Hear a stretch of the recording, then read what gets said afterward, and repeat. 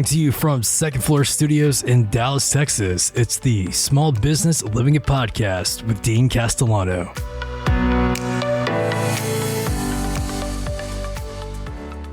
All right, here we are, Second Floor Studios. We got guests again, Wes. I know. We're Welcome. legit. Yeah, we feel legit. We're kind of doing it in the round. We're all kind of looking at each other, no more looking linear. So, and the studio gets cooler and cooler every time. We're trying. So I do want to, we kind of have a double dip here, if you will. We have our second guest that's come across the pond, if you will, and is a small business guy. And we also have a home builder and Shawn, who's our, what's the best word for that? I don't want to say, is immigrant a fair word to use? It is, absolutely. Yeah. My grandpa came from Portugal. So, I consider myself the grandson, immigrant, and he came to Western Pennsylvania. And Bruce, how many, so Shawn, pronounce your full name for me. Sure. So Shawn Zafarpour. Shawn That's Zafarpour. full name. And Shawn's from Iran. Yes, and sir. came here when he was 14 years old, came to Texas. And he has a story which we'll get into. And then Bruce came across the land from New Jersey. Oh, yeah. What exit? Sorry, it has to be said every time, right? And then What day is that? introduce yourself. Bruce Kaminsky. So Kaminsky's a good Irish name, of course, from Southern Jersey. Yes, near Philadelphia. And then your family, though, how many generations in New Jersey? So my grandfather came over from Fulham, and then my great-grandparents came over from Italy. Yeah, very similar to my story from New York. So this is called Small Business. These guys are very successful small business operators. They're both customers, they're both vendors, they're both partners of Graham Mortgage. We both had great success together. I would say buddies too. Absolutely. Yeah, there you go. Absolutely. Buddies first. Buddies first. I like it. I think Bruce and I have had a couple of the more expensive two-man dinners I've ever been involved in. One at Nick and Sam's. Yeah, what's the point of working so hard if you... One at Papa's, that Shawn has a Papa's connection. So I want to say that, just do a little bit of personal background, then we can talk about how we met and kind of the fun stuff we've done together. I would say that of all the guys we've supported since 2017, probably Bruce we've done the most business with, and he introduced us to Shawn. And Shawn used to be that guy that worked like 90 hours a day and 8 days a week. I know that hustle. A restaurant business, and now he's a developer and he can work 1 day a week. Oh, so you're ex-food and bev too? Still work the same. Yeah. But you don't have to deal with customers. Well, I would say you still do, but it's a little bit different. Still as hardworking as he was. He just does different stuff. So he works smart now. Yes, sir. So Bruce, I've known you the longest, so you get to go first. Tell us a little bit about your personal life, as much as you're willing to share, how you got to Texas and what interests you about business and small business. Yeah, so I'm originally from Camden, New Jersey. Camden, New Jersey is right across the river from Philly, a blue-collar area, row homes, segregated areas. And then after sixth grade, moved to Cherry Hill and then went to school there. And then my family was in the restaurant industry. So that's what I grew up in. 12 years old, was in the dishwasher or a family restaurant. Went to school for hotel and restaurant management. And then from there, I graduated college and had a job opportunity, and I came to Texas. Didn't know anybody. Again, still following the restaurant career, from my family's business, and did that. Sorry, I said that. We're equipping up. Yep. We're going to headphones, man. Yeah. It actually it's cool. Can you guys hear me now? No, that's a little better. Yeah. It feels a little more efficient. Does.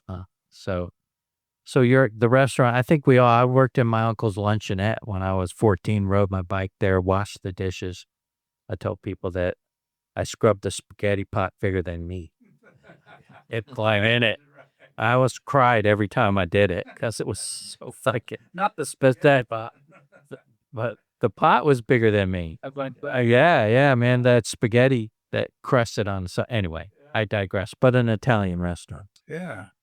So then I came here in '86, right out of college, and then did the restaurant gig, small sports bars and a couple Italian restaurants, and then in 2002 got into real estate. I always wanted to be in real estate, and I after the restaurant from a restaurant over by Stonebriar Mall, it opened up before the mall. I was a little bit premature, and we had to fight the construction from Freston going from 2 lanes to 6 lanes, and it was 1 mile north of 121.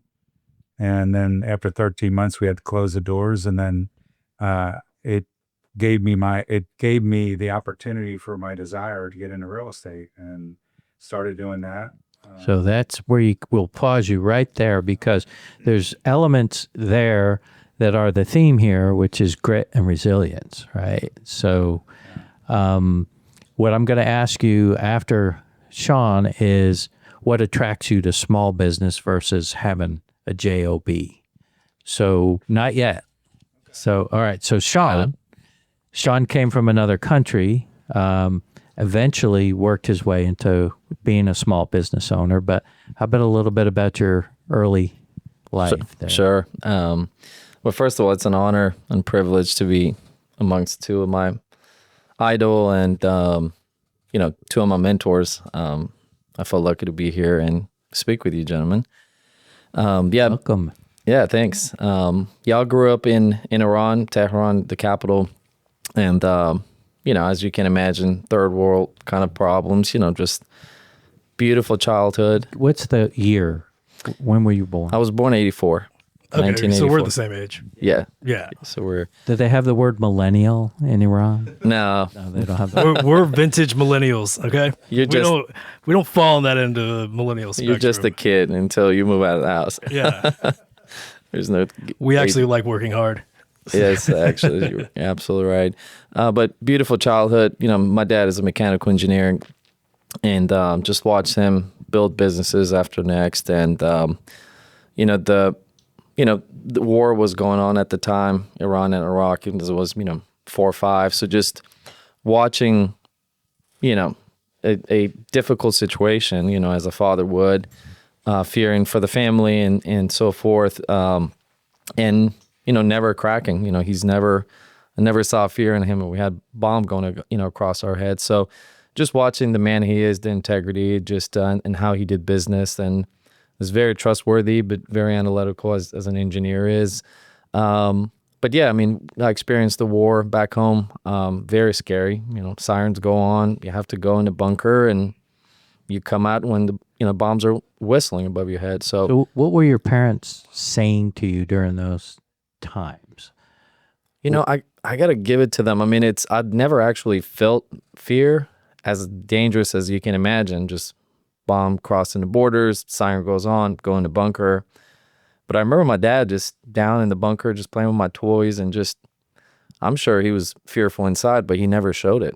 And I don't fear like, oh my God, we're about to die. It was just, hey, let's go in there. It's just the next thing we do. And that lasted 8 years, but it was, for about a couple of years, it was, bombs blowing up the next neighborhood, etc. But the way they framed that, it was the best job they could have done for me not to be, And I had a panic attack watching Twisters. So, okay. The weather. The weather made Wes nervous. Yeah. I hear the air horns. Anyway. But different reactions.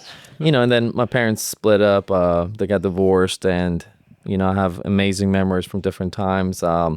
Eventually, my mom moved to United States, got remarried, and when I was 14, I had an opportunity, to come to the dreamland, to the American dream. And do you remember the circumstances of how your mom got here? Was it through friends or family, or? It was through friends and family that met my stepdad. The whole process, we can do a whole podcast of going to Turkey. We're there for months and months and months waiting for our appointments. And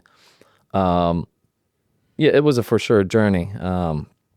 And my grandfather was one of the generals of the Reza Shah, Shah's dad. So they left the country years and years before revolution. Some of our families that were higher up in the army, that escaped in a sheep's skin, across the border. So just us leaving the country, it was quick. It was kind of, we had to go to Turkey. We're there in Istanbul for about 8 months before we got an appointment and we came to U.S. But my mom had previously, a couple of years before us, had gone to Cyprus, met my stepdad, got married, and then eventually we came. Yeah, Wow. we got an appointment. Well, we know who has the best story. Well, and scary too, and very brave. I mean, I think that's part of the theme. Our previous guest, I talked about him, Chongor, who came from Hungary. That was a two-parter. He was born in Transylvania, and again, it had a dangerous border crossing and things like that. It's something that we take for granted. So I love to hear these stories because I think they're born in grit and born in resilience. So, Bruce, a little bit about your family, you have brothers and sisters, or? Not with any. I'm an only child. Uh-huh. Small family. My mother was an only child. My father there was 3 kids and his siblings. And yeah. What drove you to leave New Jersey? So yeah, just a job opportunity and just to really, my grandfather had going back to my grandfather coming over from Poland, he had 6th grade education, couldn't read, couldn't write. And he was a Shylock, I believe. And ran numbers and stuff like that. But he was just, was in the bar business, and he figured if he didn't know how to read or write, he had to get into a business that could make money to pay those kind of people. Mm-hmm. And so he always, went from, small corner bar, then the restaurant, and then he built the place. Kind of like, somebody said this to me before. He said, your grandfather was before his times, because he bought a piece of property in 1965, built a freestanding structure, which is about 5,000 square foot, built a bar, a horseshoe bar, and then built a restaurant around it. And if you think of P.F. Chang's, that's kind of Interesting. Yeah. Hey, just bring the mic just a little bit closer to you. Sure. Yeah, sorry. Okay, there you go. So Bruce and I might be the 2 most soft-spoken guys from New York you'll ever meet, right? You and Bruce. Because it's like usually we'd be yelling at each other. It's still not working, Wes. Okay. Yeah, sorry. You wanna switch? No, it's okay, Dean. Okay. We're good. All right. So, it's funny. By the way, those listening, did you notice the level of detail relative to the size and so forth? Just like a real estate guy, 5,000 square feet. Yeah. Bought a piece of property. I mean, most great operators, did Papa's own? So 5,000 square feet in New Jersey? That's a lot. Yeah, back then. That's nothing in Texas, but Yeah. my God. So that brings me to a question. So just a sidebar for a second. So Shawn worked for Papa's. I did. What and did they own all their own real estate? Yeah. See, there's a strategy there, a small business strategy. Yeah. There was a family-owned business that started in Houston. In Houston. Yeah, starting it up. Okay.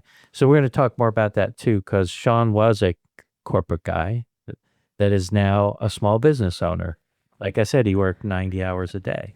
In the food and bev world. I did food and bev for 15 years and I'm not going back. Yeah. So Bruce, why do you think what do you like about being a business owner versus working for someone else as a career? The like stability and benefits and all that fun stuff and structure of the big company. Like IBM was the place when I was growing up, all of our dads worked for IBM up in New York. Yeah. And that's kind of what you aspired to do. But yeah, so kind of like what you just said, to touch on that, is the same thing with me, is that I've never come from that. So it's always been the small business owner. It's been the entrepreneur. So that was in my blood. And then my little taste in the corporate world was Bennigan's. I'm sure you remember Bennigan's. Mm-hmm. So when I came out of college, that was my job here. I was in Las Colinas at the Bennigan's there, did real well there. And then usually you can't dictate where you want to go, but I was kind of like at the top there, not a GM, but at top as a manager. Yeah. And I had the bright idea that I wanted to go to the Galleria, because I'm looking at the numbers, because you're based off of bonuses. So I'm looking at the Galleria, it's like the top 10 in the country. So then I went over to the Galleria, inside the Galleria Mall, and our corporate office was right there off of 635. Right. So then now we get all the corporate people coming over and, just seeing how they act and so forth. Was that too much? Oh, I got it. Yeah. Okay. It was, yeah. So I did it right out of college, and then I started getting the small sports bars. So what would you say you learned being at Bennigan's that you still practice, or maybe you absolutely won't do? No, that's a great, no, and I say this all the time, and that's a great point, Dean, is that, the one thing that, not the one thing, but from my grandfather, the businesses to school to Bennigan's, is you got to watch your numbers, and you got to watch your BevNap costs, your supply costs, your labor costs, your food costs, and you got to watch every penny, because that goes to the bottom line. And I implemented that in the real estate. So that's how I look at things in real estate. You got to watch your costs. Thank you, Bennigan's. Yeah. So jumping back over to Shawn, so you're 14, you come to America, Grand Prairie High School. Yeah, Grand Prairie High School. English. Zero English. Got here first week going to high school. So talking about grit Yeah. and resilience. And I always, How'd you do in algebra that year? I was passed. You did. I was taking college algebra. I really was. I didn't pass the writing and reading, but a lot of the algebra The stuff numbers. was, it's just, you're way advanced when you come from other countries for sure. So then after so what drove you? So tell me before. Papa's. I know you were at Papa's, but what was before Papa's? So I started Subway. right when I got here. Yeah. Worked Subway. I was a sandwich artist for. That's a great name. It is. I was Sandwich an artist. artist. Well, that's what's it called? Double speak. It's I made every single sandwich combination you can piece make. of art, right? Piece of art. I was an artist, and became a supervisor, and then I graduated early. I graduated when I was 16, turning 17. So I did freshman, sophomore 1 year. In my second year of high school, I did junior and My gosh. junior and senior. So I started working for Papa's. I went there, and I heard a good company to work for. And You been to the restaurant? Is that like Papa's, like Papa Do's? Papa Do's, Papa Cito. Oh, okay. There's all the Papacitos, Papa Do's. Oh, okay. Yeah. Papa's is the steakhouse, which Yeah, might be the that's the- most. That's the famous, main. Yes. Yeah. So I just went an interview. Had never eaten there before. And I started as a food runner, busboy. And I was going to college. I got accepted to UT Dallas. And you're Iranian Persian. You either have to be a doctor, lawyer, engineering, or No pressure. no pressure. And so I wanted to be a dentist. So I went to UT with studied science and biology with pre-dental post-bac program that I went after I graduated. But along the way, I was a good server, became a bartender, and I just learned the people skills and how I interacted with people. And so somehow along the way, they convinced me to become a manager, and that kind of advanced my career with Papa's. How did you, being a bartender, I've had a lot of friends that was transitioned from bartender to management, and the sell pitch was, oh, you get consistent money, but then but they don't really mention that you just took a $5,000 pay cut at the same And work time. more hours. Yeah, first one in, definitely the last one out. I pretty much transitioned. So what I did, and I transitioned out of Papa's family to my own business as well. I'm pretty conservative, so I kept my best shifts as a bartender, and I was like, okay, I'll do 2 shifts as a manager to see how this goes. So I kept my Thursday, Friday, Saturdays, and then I managed Monday and Tuesday nights, and then slowly just kind of transitioned full time, became a kitchen manager, and then before actually getting to the dental program, to offer me a general manager position, which you're in charge of 250 employees, paid great salaries, etc. It was too good of an offer not to accept, and breaking that news to my family saying, hey, I want to be a restaurant general manager and not a dentist. It was a news to them, but We're gonna make cavities, not fix them. Yeah. but so yeah, that kind of started my career with Papa's family. I mean, I have 15,000 employees plus now, but Wow. you know, they're not a actual corporate, but it's a corporate structure. They're family owned. So I know I've heard you say that it's family owned, right? Yeah. Privately owned. Harris and that Chris. they were really good to you personally. Amazing, yeah. And so what is the thing that you learned at Papa's that It's kind of drives you every day or It's- guides you? having a culture, you know, caring for your people. You know, again, Harris and Chris, two brothers that ran the entire company, but we still felt their presence in the restaurants every day, the way they took care of the people, quality, systems. I mean, you know, they always said just for every successful business, you need four things. You need your people, you need your product, you need processes, and then you need profit. But if you take care of the first three, you don't have to worry about the last. And that was just engraved into me as a young man. So, yeah, I really learned volume. I had a few thousand employees.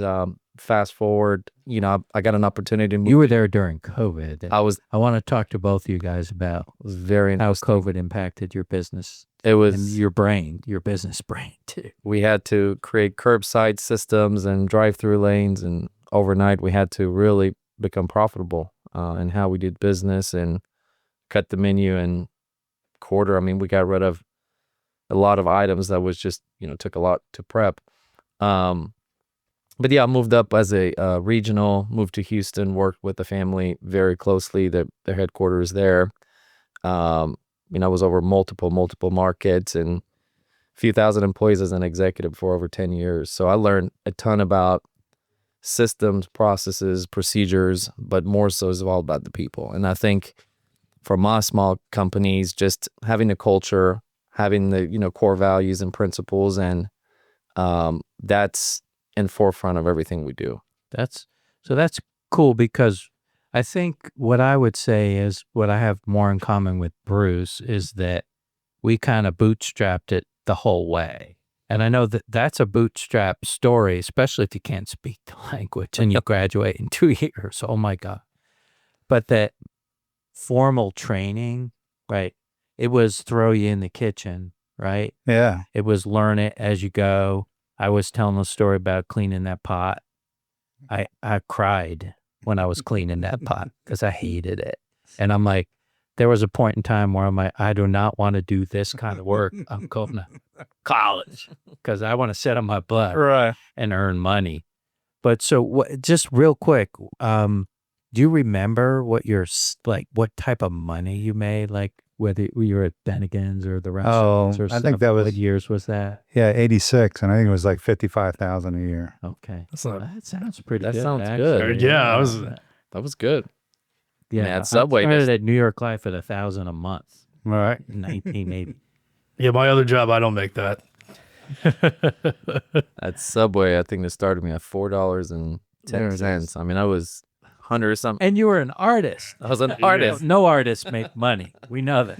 I was, I would say it was in South Carolina. We were $2.50 an hour, $2.15, but you got to keep all your tips. But see. okay. Right. So No stress on that one. Bruce, so the industries that you've left, and we talked about the lessons. Would you ever open another restaurant, or would you advise someone to open another restaurant? So funny story. I guess we have time. So after I got out of the restaurant business, got into real estate, and then got into, when I was in real estate, then the Great Recession happened. Then, so I was out of both real estate and the restaurant. And I swore that I would never get back into the restaurant industry. And then, when I turned 50, it was like a new chapter in my life, and got a divorce and everything. And my mother persuaded me to get back into the restaurant industry, and I swore I would never do it. But the mama, she Yeah, she says, if you don't do it, she put pressure on me. Yeah, If right. you don't do it, I'm not doing it. little My backhand to the mother, head. Yeah. But I was optimistic, thinking that I can get in it, put all the systems in place, do it for a year, and then get out. And then she could just go around and touch the tables, be the front, be the owner, and the face of it. And wasn't that way. So no, I wouldn't recommend for somebody going in the restaurant industry. Do they really make a lot of money? They I mean, do. when they operate properly. If you operate it properly. And one advice I have is own the real estate, and that's was the transition for me out of the restaurant to the real estate, because Harris said our main business is real estate. We just happen to be good in the restaurant industry, but as long as you own the real estate, you put the restaurant on top and pay the note, and anything on top, it's a plus. So I think you have to be all in it. It's 14 shifts. It's not like you get to go check in and out. It's constantly things going. There's a lot of people that work for you. There's a lot of people coming in the door. Mm-hmm. And I wouldn't say it's thin margin, but 15, 20% EBITDA is pretty average. So, I mean, it just depends on what you're trying to. Would you own a restaurant, grow a restaurant, and keep it private for cash flow and real estate, or would you own something to execute on some sort of exit? I would, and I've been offered, and there's potentially opportunities, but yeah, I think I would do something simple where you can build 12, 15, 20, and then exit. So is your little pizza place, and are you still involved in that? Which pizza place? Mundo's? Yeah. Indirectly. Okay. Yes. I'm just curious, because you kind of dipped your toe there a little bit. Yes. So did it exit, or you sold it? Or? No, we still operating it. It's the location is tough, but I mean, it's making money for a small place. But Yalla Groups, Yasser, he's a great chef, and he's been knocking on the door for me to help him with operations. He's got 9 restaurants around town. Okay, got it. And they're trying to suck you back in. they're trying to suck me back in. I'm resisting. Don't have time. I got it. All right, so you want to jump? So I don't want to keep you guys. Where are we, Wes, on the time? We're about 30. All right, so there we go. That's a good break. So now we can kind of talk about Graham Mortgage and you guys, and how much we all kind of have done together. All of it good, I would say. So Bruce, what year? It was 2015? 2015. So that was 2015 is when we start coming back as a housing market.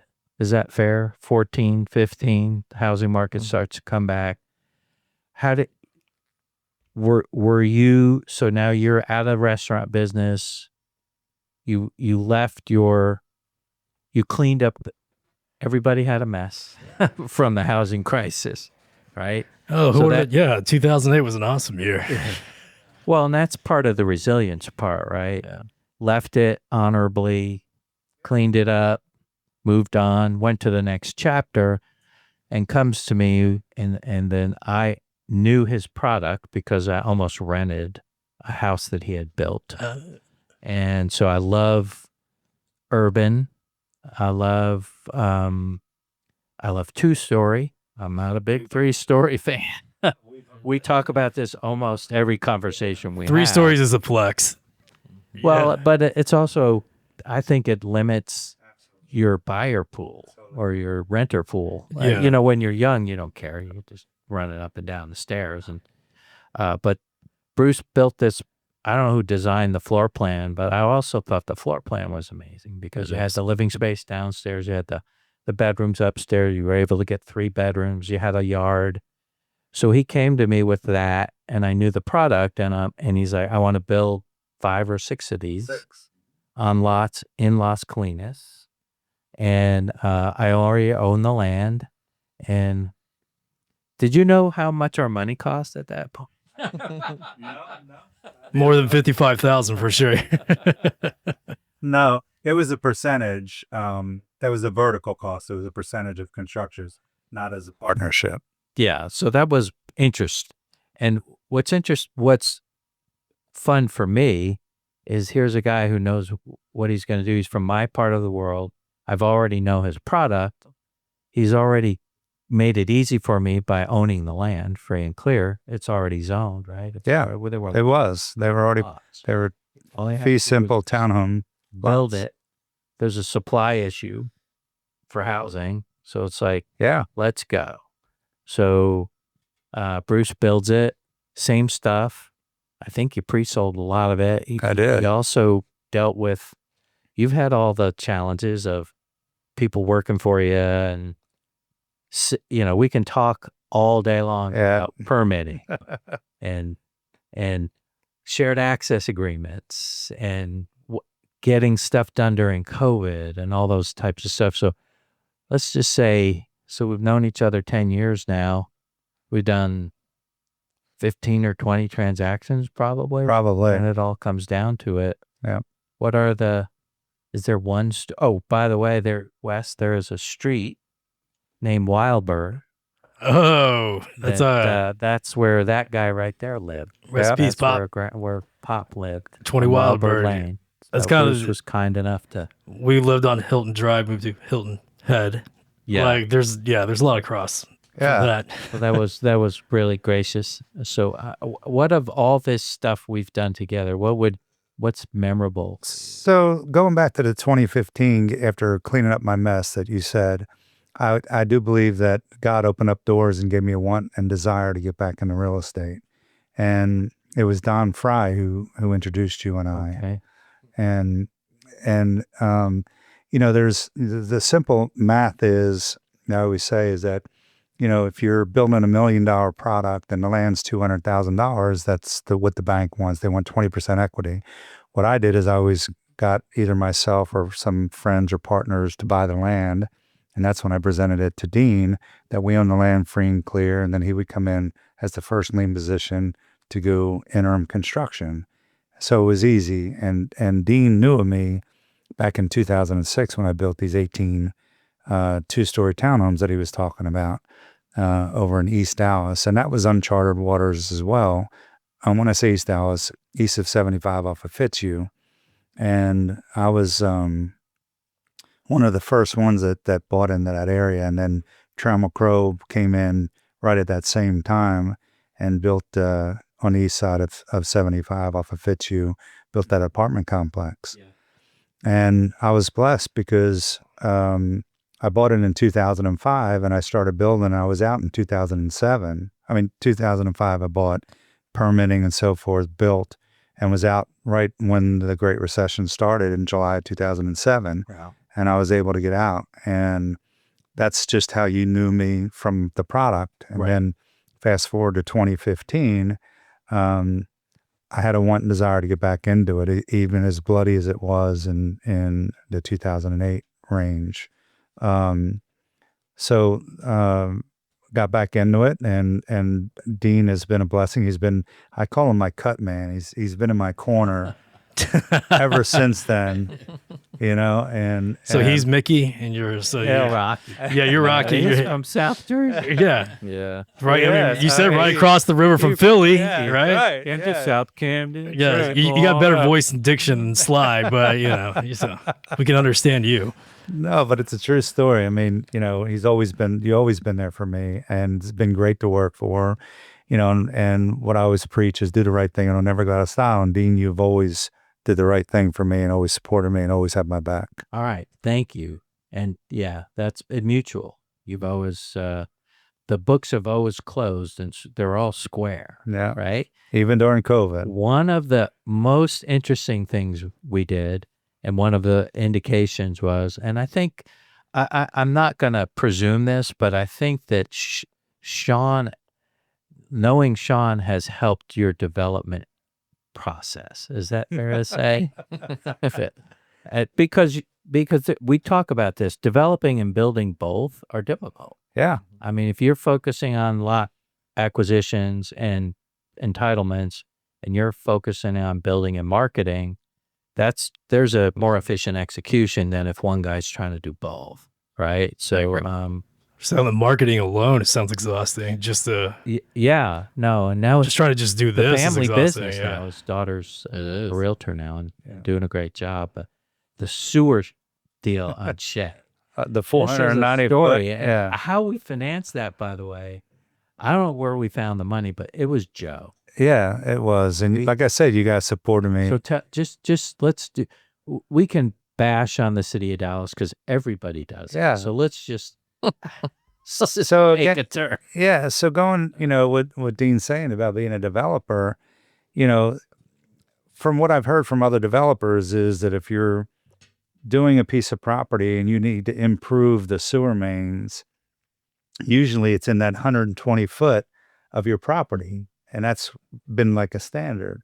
Well, and I really thought because of not my connections, I'm not saying that, but some of the relationships that I had with an engineer, Mark Webb, and he knew some people at the city.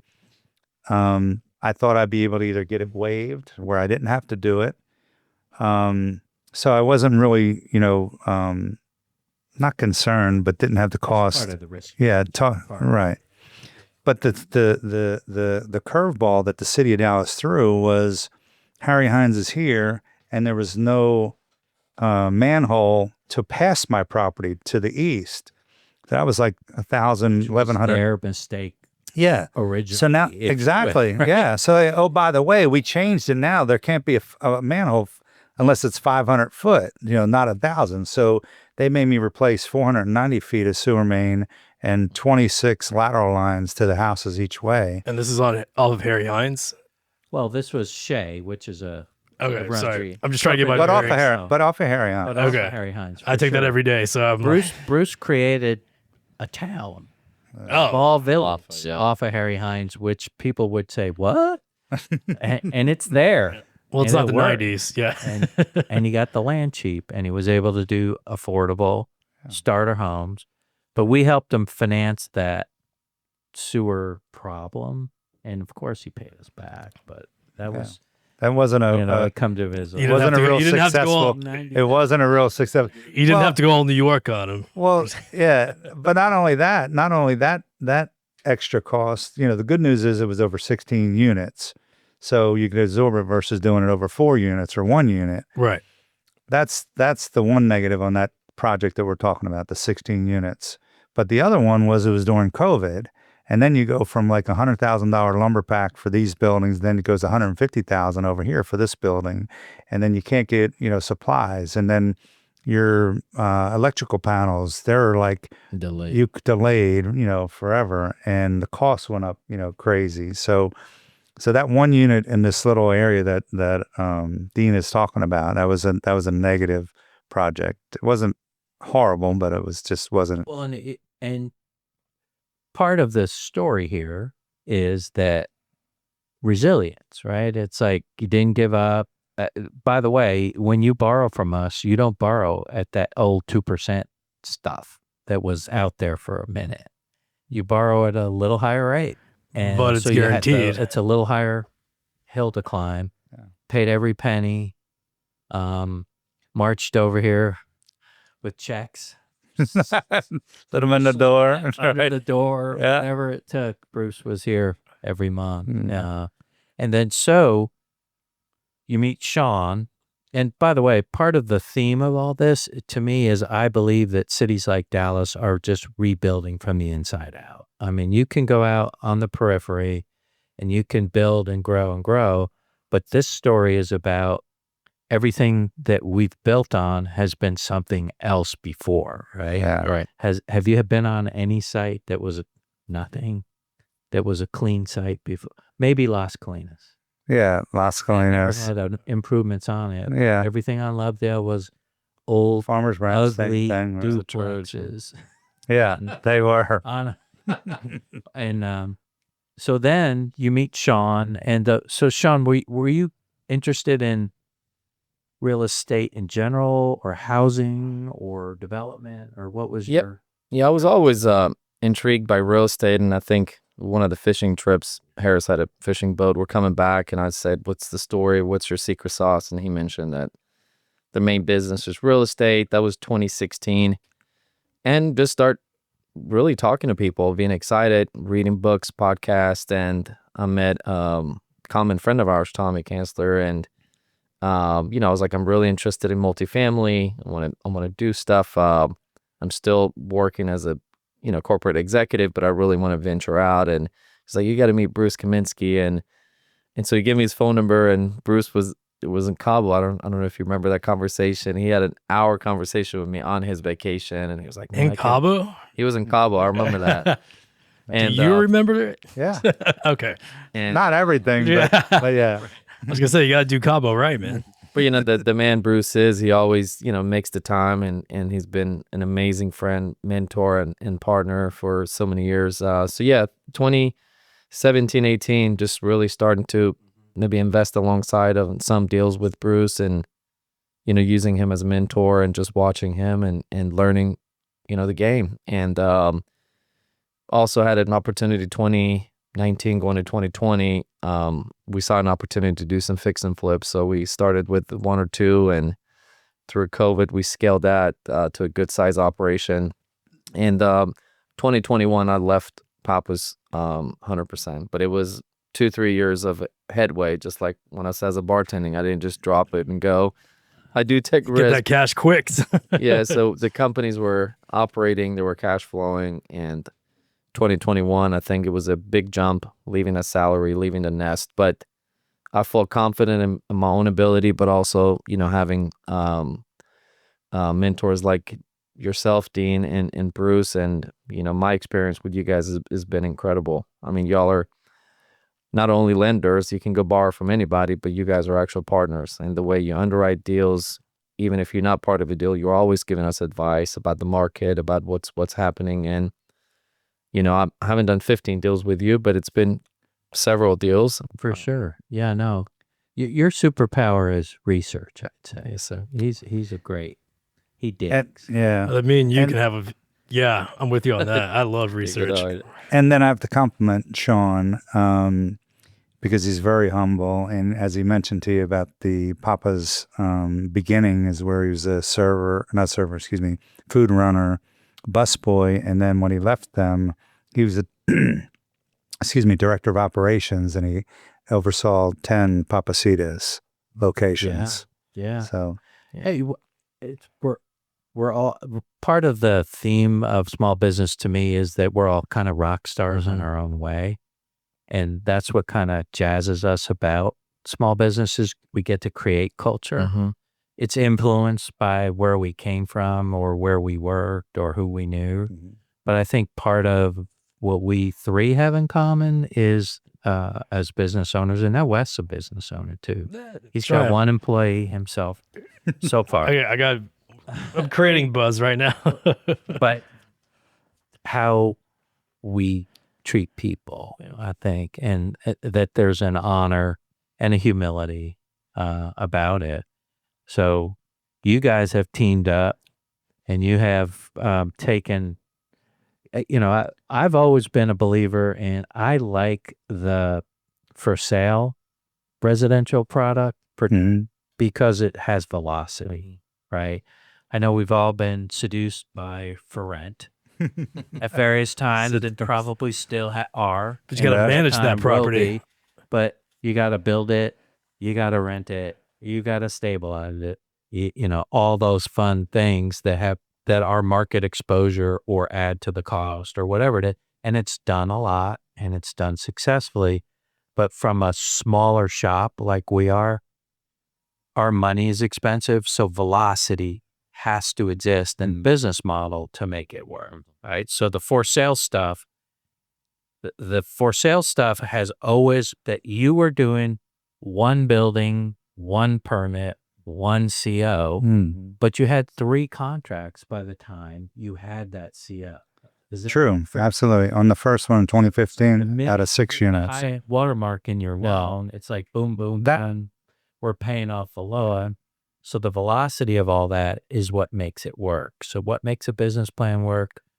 Why do people borrow? I mean, you guys can answer this. Why would you borrow? Yeah. So you got to be good at what you're doing. Me is what I'm talking about, or Shawn.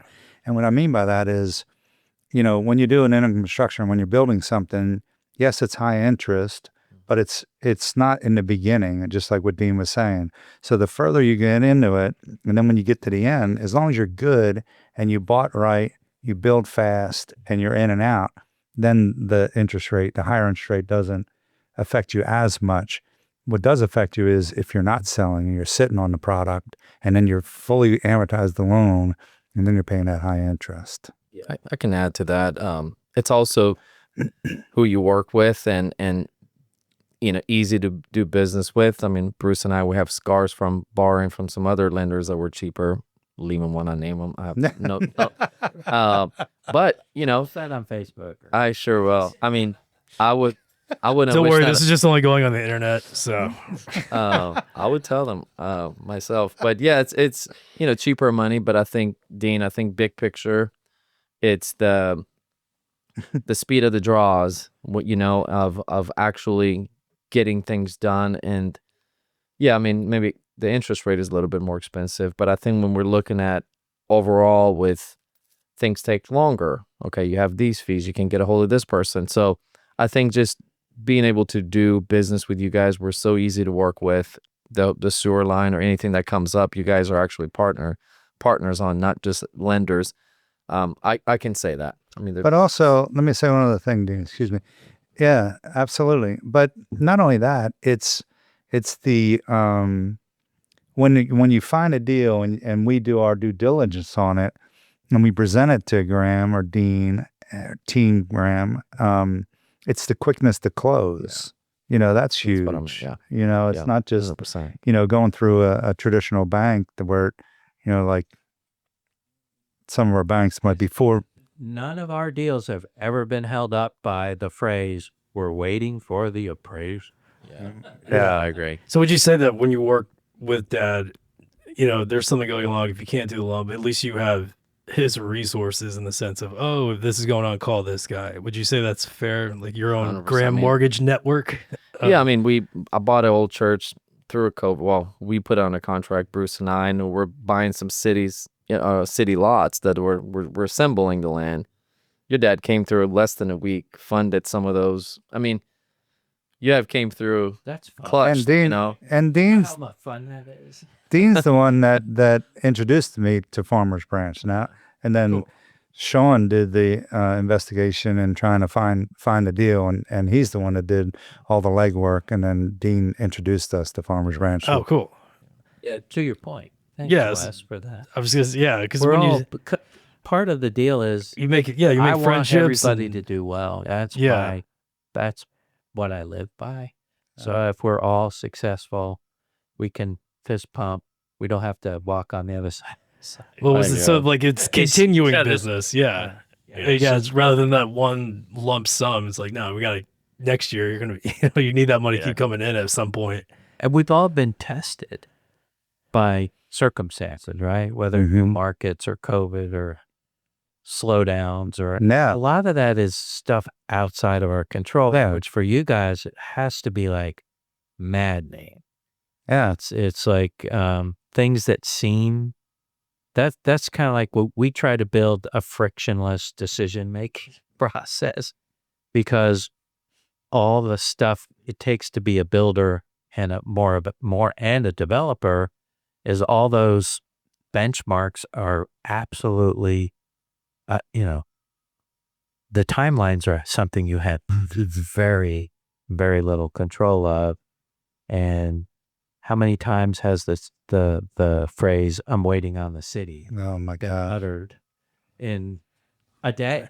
Bureaucratic Yeah. nightmare. That's a bureaucratic horrible. incompetence. Yeah, over a year for permits. I mean, right today it's for. So what I do is I look for properties that are already have the zoning, and I'm big on density. Getting a lot or getting our first 6 lots, and Shawn was a part of it. Lovedale 1, where I get 6 lots, turn them into 30 townhomes, 8 lots, and then 42. So that's what I do, and then have the zoning already in place. Right. Nowadays, well, I did do 2 properties over there where I had to change the zoning, and that took a year to change it. I just platted a property yesterday, and they let me, after I, signed the check or gave them their permit fee, platting fee, they said it's going to be a year. And, this is to take 2 lots as one address and put it into one lot. It's going to be a year process. This was yesterday. You don't have to name the city. Yeah. Dallas. Does it have a 972 or 214? Wow. So how about outlook for 2025 on, so you guys started, I would say you started in the affordable side of things, right? Part of the allure for me was you going inside the city by these big employers, Enfield, right? yeah. The hospitals and the airport, Right. inside Northwest Highway, just north of Mockingbird. Brilliant. No housing there, no affordable housing, nothing that wasn't full. New construction, right? Certainly nothing priced. You build these nice 3-bedroom or up, down, direct access, 2-car, 2-star. kitchens right up. That's right. Oh, so you're the developer that. So when I used to come visit Dad, he does the Dino memory lane tours. So while we're driving, he's like, "Oh yeah, I did the deal on this one and did out." Okay, so That's you're the me. guy. Yeah. Okay, Yeah. cool. No, they're beautiful. Over by yeah. Love Field. Yeah, Yeah. And I live 1 mile. Yeah, Yeah, it's Inwood right by there. Inwood Right and by there. Maple. So, Bruce, we were there on. Well, that was, it's people use the word pioneering. That's kind of BS. When you see a town, you just have to have a little bit of courage to do that, right? MF2 zoned, deeper lots, Yeah. interior. Yeah. Close. I mean, right next to no supply. I mean, if you're on the south side of, it's kind of people say if you're on the wrong side of the track. Yeah, I get it. But south side of Mockingbird was the medical district, and there were higher dollar townhomes and condominiums. Oh, so this is like West Mockingbird, right? Or Yes. okay, That's exactly right. Yeah. So West of the runway, literally. yeah, it's in Yeah, no, between I drive Denton, Harry Denton Hines, Cut- yeah, north Denton- of Mockingbird, and Denton Highway is my favorite. I've been cultivating the area since 2017 with Dean's help, and it goes Empire Central, which I'm doing 16 units on, then Shea that we were just talking about, and then Lovedale, which we did in the beginning, and I was the first. Lovedale was the first, so it's only 3. Think about Mockingbird. Think about on the other side of Love Field's Highland Park. Think of Right. the medical district. Think of Love Field, and then they did away with the Wright Amendment, and that's what I think changed that area. It all, Yeah, right? really So did. Then, so you guys move over to, you do the assemblage over there, right? In Farmers Branch. Mm-hmm. Yes. You guys did that together, but you've created enough land there to do how many units total? 32 potentially if we get the 2 south lot.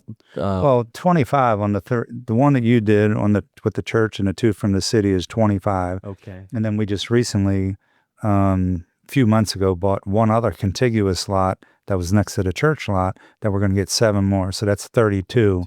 And then we could assemble 2 more south of it. All right. But- Total of but- 50.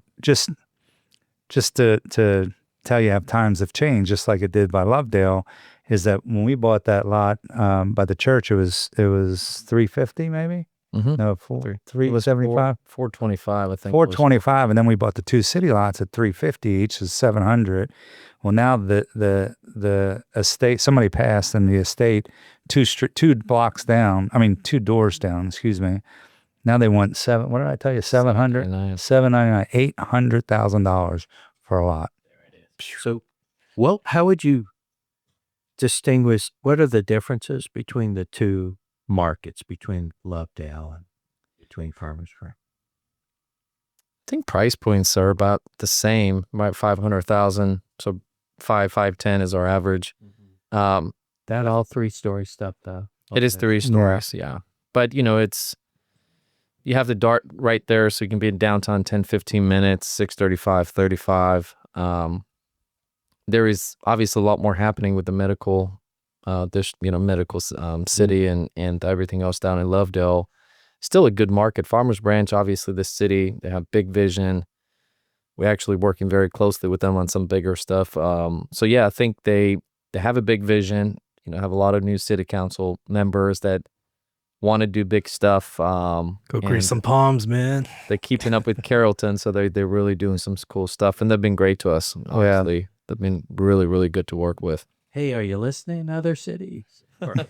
Listen to this. So where are we, Wes? So We're 55. okay, so let's take 5 minutes for 2025.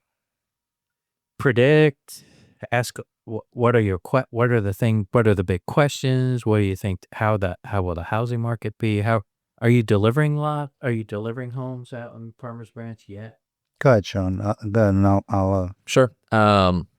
Yeah, we're phase one. We've sold 4 out of the 7. We have one model, and we have a lot of interest in the other 2. So we should praying that we will have all of them sold by. We just got our CO 3 weeks ago, and then the building of 10. I'm sorry. You just proved my thesis when I say, "Hey, you once you build for, sell them for, pay them down fast." And then our building. Yeah, it's only March, dude. It's just March, yes. And so building of 10, we pre-sold 2, and we're probably about a month away from our CO. But yeah, we're delivering product. We've always said people are always going to buy. It's just they get pickier as markets and affordability. So delivering good product that we can be proud of. Obviously, these are all great locations.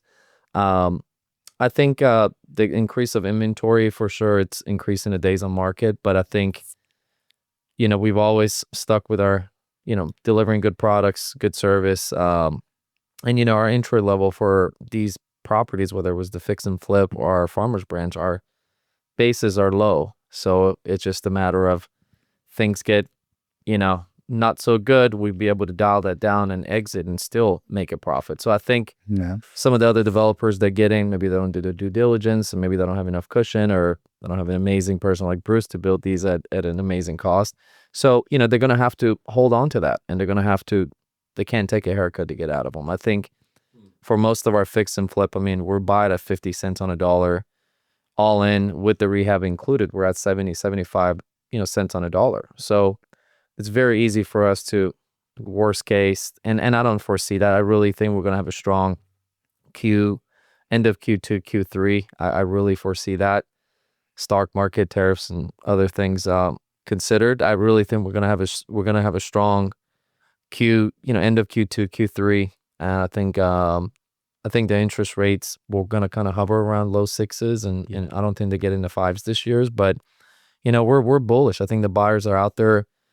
Mortgage applications increased 20% last 2-3 weeks, which is makes sense. The 10-year 10 years drop down 50 basis points or more, right? 10 years 4.2, as of today 4.3. So the mortgage rates, FHA, I think is around 6.25, and conventional around 6.5. So I think we're seeing buyers that are a little bit pickier because there's more inventory, so it takes a while to get to our product. But we're pretty bullish. We talk about it all the time. We're masterminding and talking and talking to amongst ourselves about what's next. But yeah, we're full steam ahead. We know we're the best part of the nation. That DFW was listed as number 1 in real estate. So yeah, we're bullish. We're moving forward. We're just adjusting and adapting to the environment. And we're grateful to be amongst yourself and take your advice and your lending and allowing us to grow. Well, you have also entered the rescue business, the 911 REO rescue business, which we appreciate. That's Keller. Yes. That's another story. So It is. very versatile. It is. Would Papa Do's buy that? No, I'm teasing. I actually, Make it a restaurant. All right, Bruce, so what do you think about what's going on now? And Dean, we had the Farmers Branch still going. So I had, we have total 25 lots in the first phase. We're adding 7 more, as I mentioned. The end of 2023, the market started getting really soft. And there was like December 2023, the Feds talked about reducing the interest rate. We had a little uptick February-ish, of 2024. And we've had many talks, do we get aggressive in 2024, continue to build? And we just stayed the course that we were on with the Farmers Branch deal. And I had a property, that had another 12 units, and I really didn't do anything with it, with the uncertainty of 2024, with the presidency, with the interest rates, with inflation. And then now I'm bullish. We're bullish on 2025. I think that one of the things that I'm doing now is like in 2017 when we did Lovedale, I was at the $350,000 range for a 1,500 square foot. super low interest. Yeah. Right. So those were getting built and sold before they had certificate of occupancy back then. So now, we have our product. We have 18 more units to fill. We have 2 of the 18 already under contract or to build, 2 of them already under contract. So we're on the course there. We'll finish the building of 10 by May, beginning of May. We have 2 of the 10 sold. 8 we're framing in. Will be done by August-ish. And now I'm getting aggressive by the 12 unit that I told you, the property that I own. And then I just bought another property with another 8 units. But those price points are going to be $275,000 to $350,000. So now I'm going back to 2017. Buying the land, and you have to buy the land right. It's, when you figure out, like when I bought Lovedale, it was $11.50 a foot was the first 6 lots that I bought. Now this other area that I'm going to, and that was like $26,000 a door, if you remember, what the lot cost was. And, to buy a land or a piece of property, whether it be single family or townhome, for $26,000 for the lot or the door price, it's hard to come by. So you have to buy right and get more density. Well, so that one, we can go on record. He's allowed to say, "I told you so." I know where you're talking. We don't. I know exactly where he's talking about. So, Sorry, but that's $26,000 a lot too. So it just, and when I first talked to you about it, it's the same. I'm visioning the same thing I did at Lovedale, where I'm buying this land, $26,000 a door. I'm going to sell for $300,000, 1,250 square foot, and I just think we could sell them all day. Gold. Oh, gold. Yeah, well, and to your point, maybe it's not your point, but my point is those areas need housing.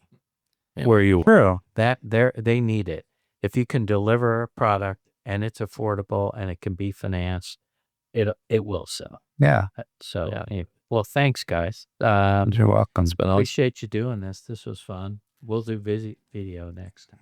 All right. Awesome. Thank you very much, Dean. Thanks for all the years, Dean. Thank you so much. All the support. We, again, we all have this in common. We're all not Texans, but we've all seen the opportunity here in Dallas and made the most of it, and raised my family here, Wes. Baylor Hospital, He baby. even came back. He got back as soon as he could. So it's awesome. Actually, yeah.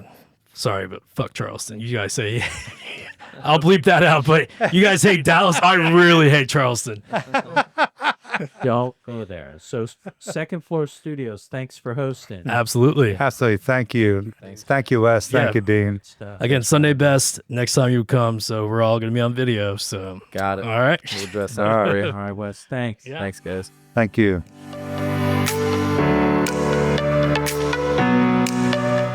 The SBLI podcast is an independent production published monthly on the first Thursday of the month. We are broadcasting from the Second Floor Studios located in the Graham Mortgage home office in Dallas, Texas. To learn more about Graham, visit their website, gm-tx.com, or find them on LinkedIn. To hear more episodes, go to anchor.fm/SBLI to find us on your favorite podcast listening platform.